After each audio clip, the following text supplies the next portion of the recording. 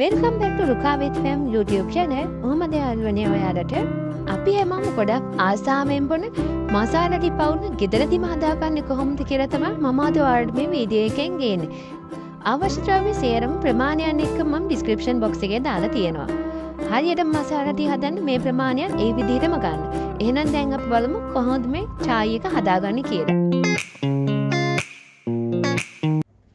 කරදමුංගු කරාබු නැති කුරුඳු පොත්තු දුරු ගම්බිරිස් ස්ථානිය මේ තියෙන සාදික කැටයක් මේක තරල එකතු කරගන්න.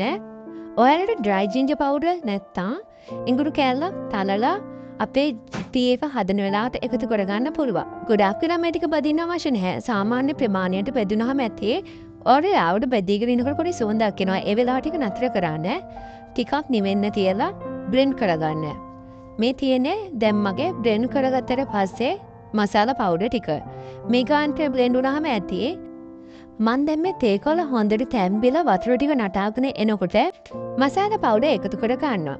මේ ටිකත් හොඳට තැම්බිලා උතුරාගෙන එනකොට මම මේකට කිරි එකතු කර ගන්නවා. කිරි එකතු කරාට පස්සේ කල්පනාවෙන් ඉන්න මොකද මේක ඉක්මනට උතුරන්න බලනවා. මේ සේරම හොඳට තැම්බෙන්න මම පියනෙන් වහලා තියෙනවා.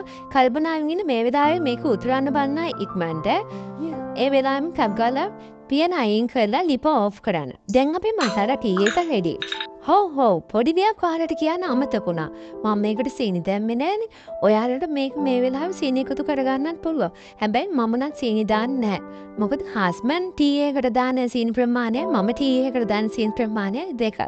ඒ හින්දා මම කප් දෙකට වෙන වෙනම තමයි සීනි එකතු කරේ. ඔයාලත් මේ වීඩියෝට කැමති නම් ලයික් එකක් දාන්න. යාළුවන්ටත් බලන්න ෂෙයා කරන්න අමතක කරන්න එපා.